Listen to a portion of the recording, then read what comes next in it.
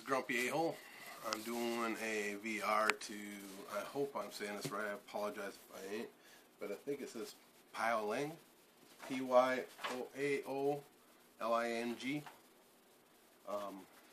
He's doing a cut, and carve contest. He wanted to know my top 10 knives, and the sad thing is I think I've only got probably like 10 to 11 knives. I have a few out right now and everything else, so start off with, I'll go with my Benchmade, the pyaoliang. I got this back in, I'd like to think it was like 05, 04. When I first got it, it was black bladed. This was black.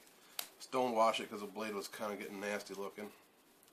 My first actual expensive knife, I guess you could say, I mean, to me at the time it was expensive. Before that I just got knives from my uncles or stuff like that, and they're probably cheap charades and stuff like that. So this was my first real higher end, I guess you'd say.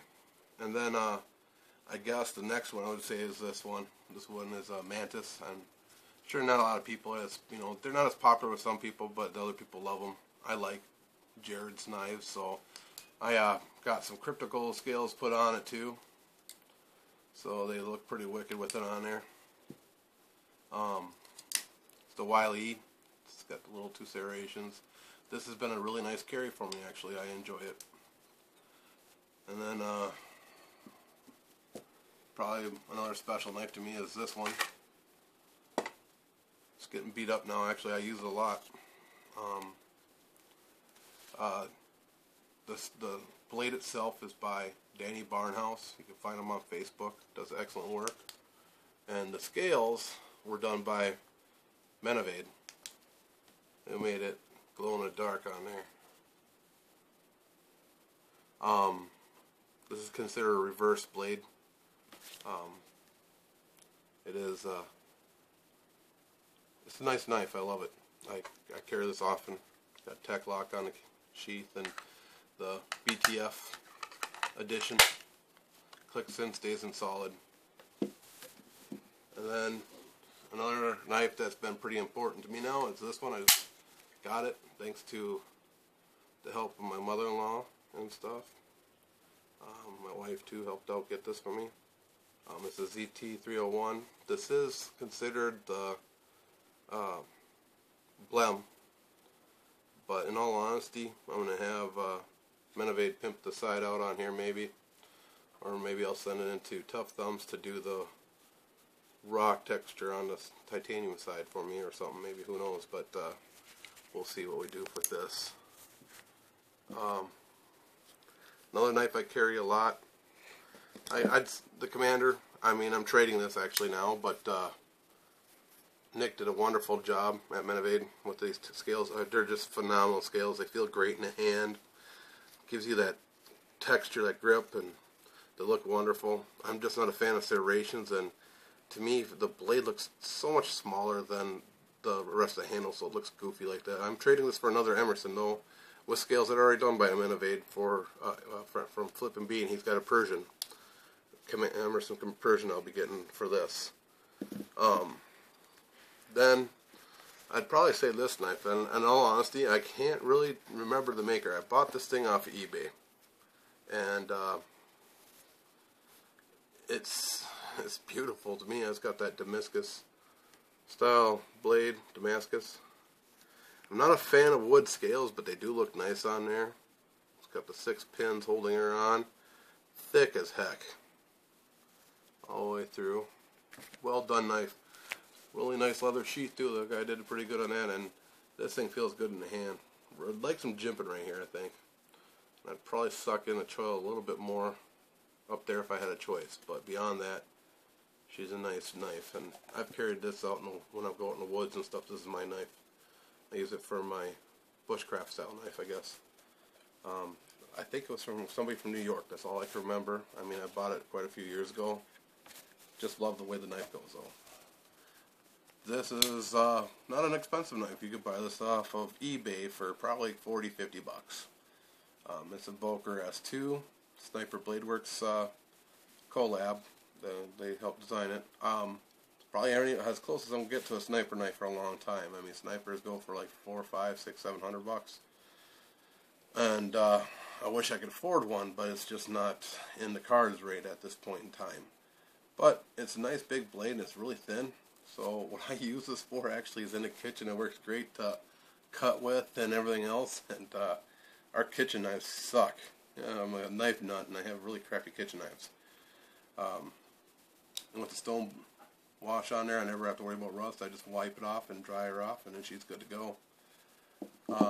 This is my first introduction to Spyderco. I've never had a Spyderco knife before.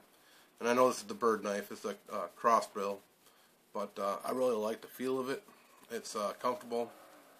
I'm not a fan of stainless steel. I never have been. I don't like chrome. I'm not a flashy person. I'd rather have black over chrome. But beyond that, it's a nice, comfortable knife. I mean, even in a reverse grip, that thing looks good.